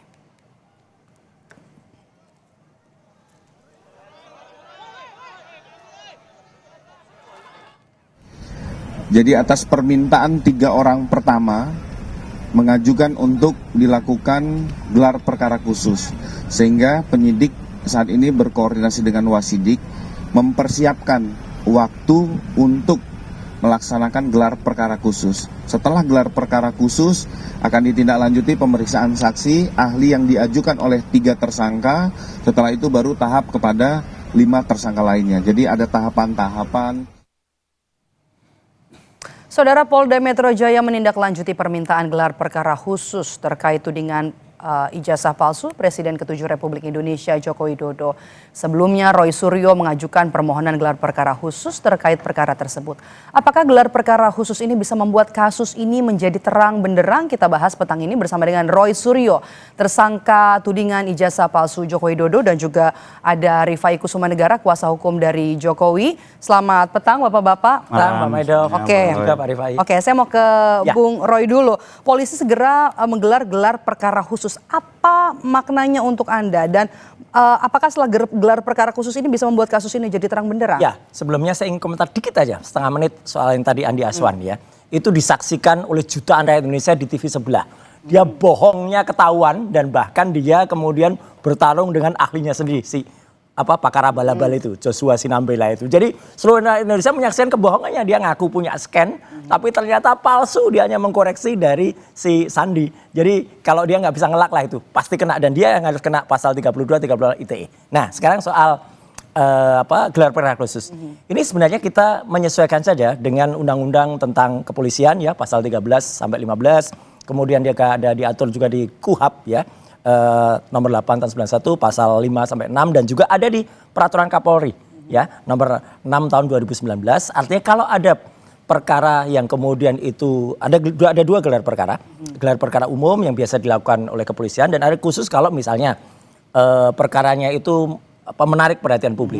Kemudian melibatkan apakah yang diteliti ataukah yang diliburkan perkara itu tokoh-tokoh penting ya. Nah itu boleh dilakukan gelar perkara khusus. Dan seperti juga ketika kami mengajukan ketika di Barreskrim waktu itu ada gelar perkara khusus, tapi waktu itu saya minta agar yang di Polda Metro Jaya ini tidak mengulangi kesalahan fatal di Barreskrim. Ketika di Barreskrim itu barang buktinya tidak ada semuanya, jadi cuma omong-omong aja. Jadi kalau mau digelar, gelar dan dibuka. Satu yang sebenarnya paling penting adalah ijazah Jokowi itu harus dihadirkan.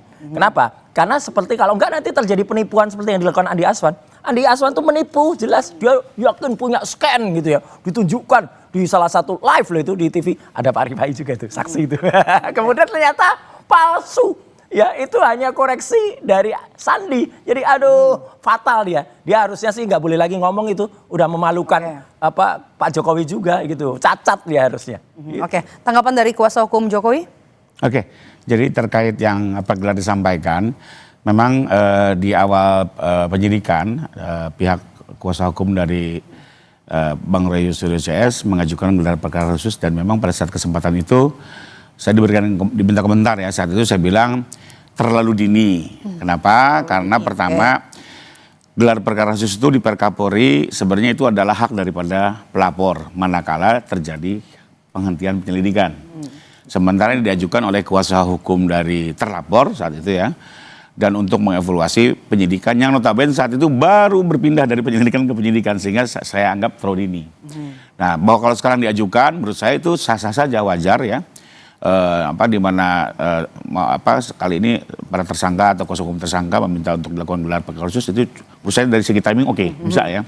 Kalau memang sudah berjalan, penyidikan sudah cukup lama, sudah naik tersangka, ya. Bahkan sudah ada sekarang lagi memeriksa saksi atau ahli yang diajukan tersangka. Cuma saya perlu catat bahwa gelar perkara khusus ini hanya ditujukan untuk mengevaluasi penyidikan. Ya. Harapan dari kubu Roy Suryo CS adalah nanti di gelar perkara khusus ini kan ijazah aslinya ini bisa ditunjukkan, mungkinkah itu? Kembali lagi, makanya saya mau terangkan. Ijazah ini disita untuk kepentingan penyidikan. Betul? Nah, terkait dengan perkara, ya. Saya akan bacakan di sini. Pasal 312 KUHP, publik bisa silakan baca juga ya. Itu jelas menggariskan bahwa perihal kebenaran dari sebuah tuduhan, ya. Kedua, perihal pembelaan karena kepentingan umum, perihal karena ini untuk pembelaan diri, itu hanya boleh diproses di pengadilan. Jadi nanti gelar perkara tidak mungkin? Aturannya seperti itu. Dan ini undang-undang. Pasal 312 KUHP, silakan didiskusikan dengan tim pengacaranya. Tapi kan ini gelar perkara tentang fitnah. Bagaimana membuktikan kalau itu bukan fitnah? Kembali lagi, itu semua diuji di persidangan. Undang-undang yang undang-undang regulasi ini dibuat dari zaman. Jadi apa di pengadilan ya? Oke, tanggapannya Bung Roy. Makanya kita kan sekarang di era baru. Di era baru itu selalu ada inovasi-inovasi. Misalnya dari teknologi yang digunakan, ada percepatan. Misalnya kalau bisa itu dihadirkan dari awal. Kenapa harus nunggu di sidang? Kenapa harus nunggu orang itu yang berkali-kali janji palsu mau menunjukkan dan nggak pernah gitu loh. Jadi saya tuh curiga nanti kalau nanti di persidangan nggak akan dia nunjukkan di persidangan ya. Wong sudah sampai 6 persidangan aja nggak pernah dia mau datang gitu loh. Jadi apalagi kemarin anak buahnya, sekali lagi saya sebut Andi Aswan tuh menunjukkan bukti palsu yang kata scan asli. Scan asli dia sempat bilang dari mana? Dari orang sempat dia mau bilang itu dari Jokowi tapi dia nggak state itu. Tapi kan sudah orang-orang itu percaya kalau itu dari Jokowi gitu loh. Dan kemudian tunjukkan ternyata palsu. Apalagi dia berdebat dengan si ahli abal-abal itu, si Joshua itu. Ya kan dari kamu, bukan saya gitu. Waduh, pokoknya lucu banget. Pak Rifai pasti juga senyum lah melakukan. Jadi di situ saja sudah tampak kebohongannya. apalagi nanti di persidangan akan bohong ada kecurigaan ya tidak akan dikeluarkan. Oke. Gitu gelar perkara kan sebenarnya juga sudah dilakukan ya di Barreskrim pada saat itu dan juga Bung Rifai ikut pada saat itu. Nah, nanti apa yang membedakan gelar perkara yang sudah dilakukan dulu di Barreskrim dengan yang akan digelar nanti oleh Polda Metro Jaya? Nah, kalau sekarang prediksi ya, karena yang mengajukan kan dari pihak tersangka ya. Biasanya menerima keluhan-keluhan dari tersangka dan nanti akan dievaluasi. Ya, lebih kepada proses. Tapi kembali lagi kalau masuk ke substansi apalagi pembuktian di pasal 312 ini sudah diatur secara rigid bahwa yang bisa memeriksa itu adalah hanya hakim. Ya alasan saya menghina, saya memfitnah karena saya membela diri. Karena untuk kepentingan umum, termasuk saya tidak fitnah loh, ini kebenaran. Itu jelas di pasal 312 yang boleh memeriksa itu adalah hakim. Sehingga baik penyidik maupun penuntut umum, dia hanya bisa menerima alat bukti yang diajukan dari pihak tersangka, tapi tidak bisa mengkaji apalagi memutuskan dari alat bukti yang diajukan. Jadi itu kata undang-undang. Nah, soal ijazah itu ditampilkan, ini sudah berkali-kali, hari ini kan sudah disita penyidik. Kalau bergulir ke sidang nanti kan dipegang jaksa. Nah, pada saat nanti Pak Jokowi diperiksa, tentunya alat bukti itu akan dibuka oleh hakim pasti. Oke. Ya. Dan ini di persidangan awal. Ya. Persidangan awal pasti setelah eksepsi langsung masuk ke pemeriksaan korban, di situ akan digali dan di saat itulah ijazah pasti akan ditunjukkan. Pasti akan ditunjukkan dari ya. Pak Jokowi. Tapi kalau dari kubu Roy Suryo, apa nanti bukti yang akan disampaikan? Oh ya jelas karena udah berkali-kali palsu yang tampilkan, apalagi itu katanya tuh ketua umum Jokowi mania ya, udah suka menunjukkan katanya asli. Si Dian Sandi waktu itu juga menyebutkan loh itu asli. Mana sekarang udah orang bilang asli dan Jokowi ketika disewani oleh Dian Sandi juga mereka ya itu asli. Jadi Bu Roy apa yang mau Anda bawa nanti di ada nanti bukti ijazah yang memang benar-benar asli, yang ada watermarknya, yang ada embossnya, dan itu tidak ada di ijazah yang selama ini ditampilkan oleh orang dekat. Dan kalau misalnya Jokowi sendiri mengatakan itu asli yang ditampilkan Dian Sandi, 99% itu jelas palsu karena itu tidak ada watermarknya, tidak ada embossnya seperti yang ditunjukkan oleh si Andi Aswan di acara live di salah satu TV dan itu disaksikan oleh rakyat Indonesia, dia berbohong. Makanya layak lah kalau dia dilaporkan. Jasa pembanding ya? Iya, sama dengan si ahli abal-abal Joshua itu. Oke, ke Bung Rifai, koordinasinya gimana nih dengan Pak Jokowi untuk menghadapi gelar perkara khusus ini? Apa saja yang disiapkan? Ya sejauh ini kami selalu mengupdate proses perkara termasuk terkait dengan rencana gelar perkara ini kalau memang ada. Tapi buat kami tidak perlu ada persiapan khusus karena lebih kepada mendengar keluhan daripada terlapor dan ya penyidik memang harus menjalankan seluruh hak ya, tidak hanya hak korban, hak tersangka itu dijamin oleh undang-undang. Jadi buat kami sih tidak masalah terjadi misalnya komplain. Cuma hanya diingatkan aja tidak boleh masuk ke substansi karena undang-undang menyatakan seperti itu ya. Dan memang ini undang-undang kalau hukum acara itu tidak boleh ditafsirkan. Kalau hukum material itu boleh. Kan sejak zaman Jadi kembali lagi inovasi biar saja di sidang, bahkan kalau di sidang terbuka semua masyarakat bisa menyaksikan, wartawan bisa menyaksikan, lebih fair. Kalau digelar masih ruang tertutup. Indonesia kan negara sudah merdeka lama dari Belanda, Pak. Udah undang-undang. Ini negara hukum, Bang. Bukan negara politis. Inovasi kan perlu. Kalau ada inovasi dulu di undang-undang juga nggak diatur kalau ada persidangan tuh Zoom atau persidangan itu online kan, akhirnya kan bisa. Kenapa mesti khawatir dibuka secara terbuka di pengadilan? Dengan disaksikan masyarakat. Dibuka, maksud saya dengan gelar perkara khusus dibuka juga. Tertutup. Alat buktinya, enggak. Gelar tidak mungkin wartawan bisa masuk. Oh, bukan wartawan. Tidak mungkin. Kita aja, di antara kita aja, antar pihak. Ini kan udah konsumsi publik, biar publik mengetahui semua dong. Ini ada yang takut. Jangan diselesaikan di ruang tertutup. Ada yang takut ijazah yang katanya asli itu dibuka. Oke, kita tunggulah. Publik juga bisa menyaksikan, nanti kita keluar dari gelar perkara khusus. Tunggu ijazahnya dibuka atau kalau tidak ya silahkan publik mempertanyakan. Oke. Dan saya pastikan pasti dibuka langsung oleh Pak Jokowi sendiri. Ya, di gelar perkara khusus loh ya, bukan di persidangan. Di persidangan. Ini mau ngeles lagi nanti. Oke. Ya. Siapa saksi-saksi ahli yang sudah disiapkan untuk bisa meringankan Anda di gelar perkara ini siapa? Antara lain orang-orang yang dulu ikut menyusun bersama saya Undang-Undang ITE dan dari versi pemerintah, ya gitu. Jadi dulu profesor yang dulu termul. Ya gitu, tapi sekarang sudah insaf. Banyak lah.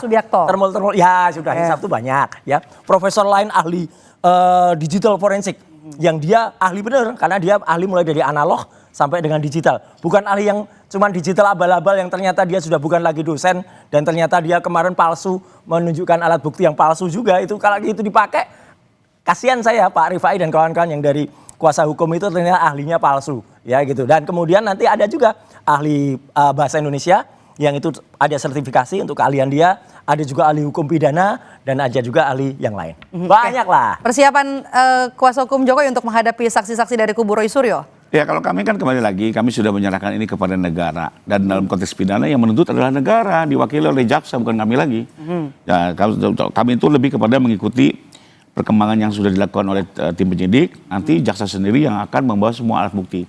Yang kami tahu, saksi sudah ratusan, alat bukti di situ pun sudah cukup banyak, dan ahli pun kalau tidak salah kemarin itu sudah 22 orang. Jadi biarlah nanti sidangnya terbuka, semua bisa mengikuti, masing-masing ahli silakan berpendapat. Kembali lagi pada akhirnya adalah hakim dan rakyat yang akan teryakinkan. Setuju.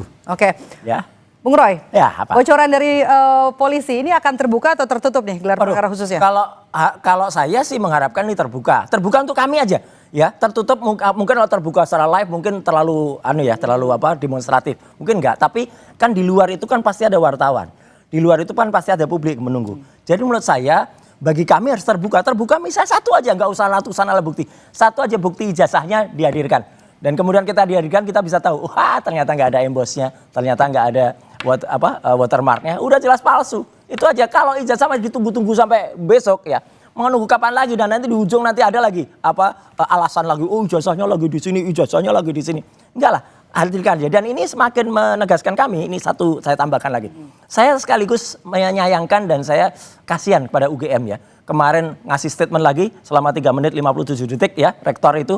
Lagi-lagi itu semua mengatakan malu lihat penjelasan rektor kayak gitu. Rektor menjelaskan hanya omon-omon aja. Nggak ada bukti apapun. Nggak ada petunjuk visualnya. Nggak ada bukti apapun. Jelaskan 9 poin itu zong.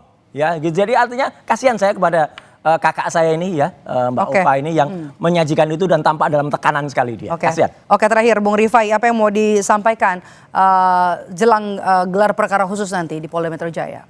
Ya, pada intinya kami silakan pihak kepolisian bila mana ingin melakukan gelar perkara khusus, tapi kembali lagi terkait ijazah memang kami selaku penasihat hukum akan memberikan statement yuridis kembali merujuk pasal 312. Dan satu lagi yang menjadi tidak logis adalah laporan kami itu kembali lagi 22 Januari sampai dengan 30 April ada 31 objek di mana Bang Roy Suryo CS menyatakan ijazah ini palsu dengan 3 variabel. Satu, fontnya dianggap bermasalah, kedua fotonya foto Dul Matno, tiganya tanda tangan palsu kan begitu. Lagi, dengan kesimpulan waktu itu adalah 100.000 miliar % itu palsu. Artinya Bang Roy Suryo sudah harus mempertanggungjawabkan itu selesai. Ya. Tidak perlu lagi nanya-nanya ijazah ke kami gitu. Ya. Anda sudah yakin itu ijazah palsu? Udah buktikan. Koreksi 99,9%. Enggak, waktu itu di media jelas 100 miliar %. Artinya very absolute ya. Artinya di situ nanti silakan pertanggungjawabkan dan nggak perlu cari ijazah kami dong. Mana watermarknya? Anda sudah yakin dengan itu palsu 100%, kok masih cari-cari alat bukti kami? Enggak lah, itu jelas. Karena itu kami jelas tidak akan mengeluarkan itu. Ijazahnya nggak ada watermarknya, nggak ada embosnya. Cukup dikeluarkan di pengadilan nanti. Baik, terima kasih Bapak-bapak, waktu kita terbatas. Kita tunggu nanti kita tunggu gelar perkara khusus yang akan digelar di Polda Metro Jaya dan juga perkembangan kasus ini. Terima kasih Bung Roy dan juga Bung Rifai sudah bergabung bersama kami di Kompas Petang. Usai jeda kami kembali dengan informasi Presiden Prabowo Subianto tegaskan pentingnya ketegasan guru dalam proses pendidikan, termasuk terhadap yang dinilai nakal.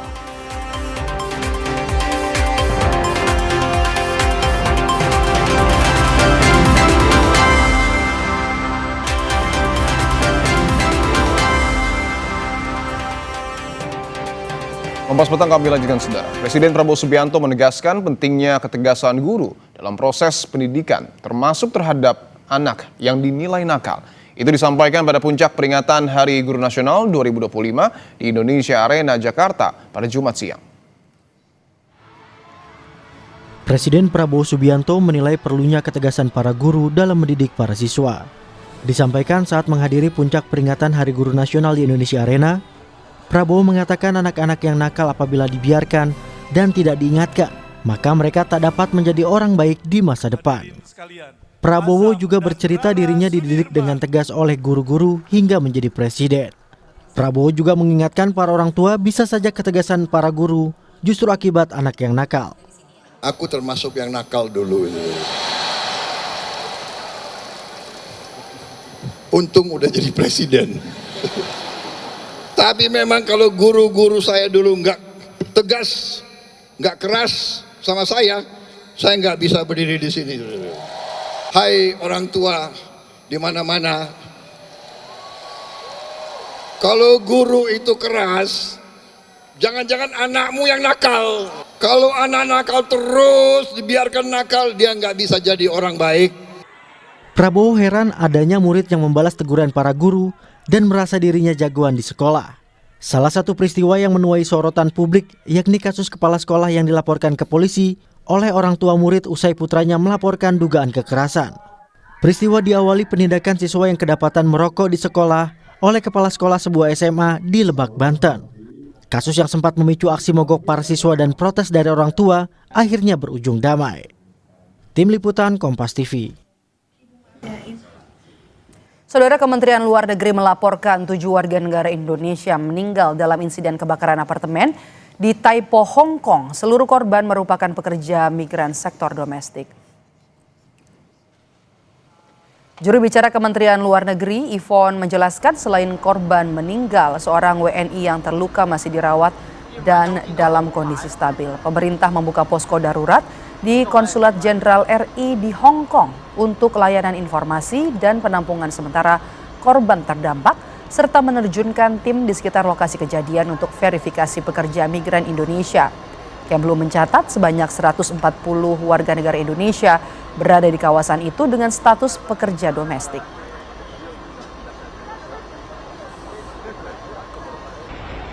Kami dengan sangat berduka mengkonfirmasi bahwa terdapat 7 warga negara Indonesia yang meninggal dunia dan seluruhnya adalah pekerja migran Indonesia sektor domestik.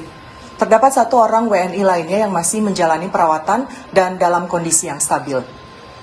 Dapat kami sampaikan bahwa di kawasan tersebut tercatat sekitar 140 WNI yang bekerja sebagai pekerja domestik. KJRI Hong Kong telah berhasil mengkonfirmasi kondisi 61 orang, termasuk para korban meninggal.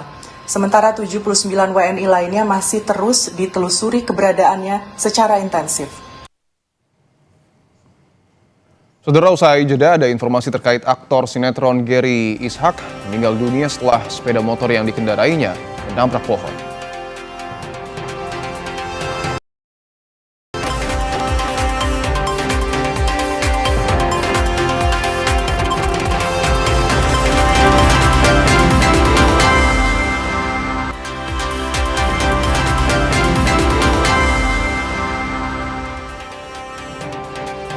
Saudara, sebuah rumah di Kelurahan Cipaku, Kecamatan Bogor Selatan, Kota Bogor, ludes terbakar. 4 orang penghuni dilarikan ke rumah sakit karena luka bakar. Tidak ada barang yang bisa diselamatkan, sementara 1 keluarga harus dilarikan ke rumah sakit karena mengalami luka bakar. Saksi menyebut sempat terdengar ledakan dan teriakan minta tolong. Sementara korban menyebut sebelum kebakaran ia sempat memperbaiki tabung gas yang bocor. Oh iya, jadi tadi karena ini kebakarannya akibat dari gas tadi yang ini meledak, sehingga ada suami istri yang menjadi korban luka bakar sudah dilarikan ke rumah sakit. Ini berapa orang itu untuk luka bakarnya? Luka bakarnya 2 orang. Persentasenya hampir 89%. Objek terbakar apa sih? Rumah tempat tinggal ya. Saudara, kabar duka datang dari dunia hiburan tanah air. Aktor sinetron Gary Ishak meninggal dunia setelah sepeda motor yang dikendarainya menabrak pohon di Jalan Kesehatan Raya Pesanggerahan, Jakarta Selatan. Insiden ini bermula ketika Gary Ishak yang mengendarai sepeda motor melaju dari arah Jalan Veteran menuju Bintaro sekitar pukul 1 dini hari. Setibanya di lokasi kejadian, motor yang dikendarai Gary diduga hilang kendali hingga menabrak sebuah pohon, sehingga mengakibatkan kecelakaan tunggal. Saat dievakuasi, ia berada dalam kondisi tidak sadar dan kemudian dinyatakan meninggal saat mendapatkan penanganan di RSPPN Sudirman. Out control atau laka tunggal, tidak ada lawan. Gitu, Pak, ya? Informasinya seperti itu, dan kita lihat juga bekas pohonnya ditabrak juga ada. Setelah itu Pak, tindakan kepolisian apa Pak setelah informasi? Ya, tentunya kita sebagai kepolisian bila ada kejadian, ya kita langsung mendatangi TKP, kita cari atau kumpulkan keterangan saksi. Setelah itu baru kita konfirmasi di mana untuk korban itu berada. BNPB menyebut total korban meninggal akibat banjir bandang dan tanah longsor di Sumatera Utara mencapai 166 jiwa. Informasi selengkapnya akan kami hadirkan usai jeda, tetaplah bersama kami.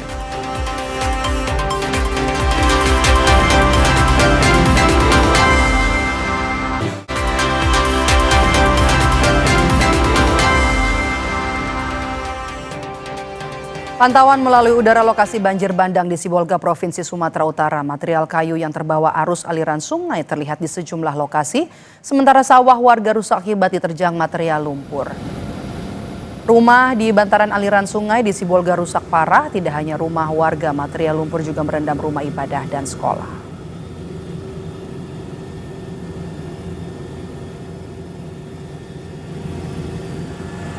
Sementara itu, saudara, di hulu sungai, hutan di Bukit Banyak yang ditebang dan juga gundul hingga terjadi longsor.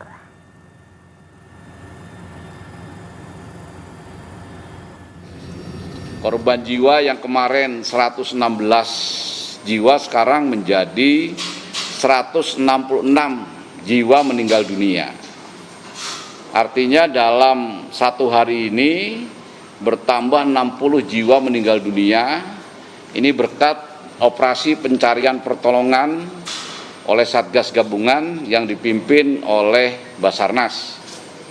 Kemudian 143 jiwa yang masih hilang. Kompas Petang kami akhiri, akhir kata saya Dipo Nurbahagia. Saya Maidop Elfrina, sampai jumpa.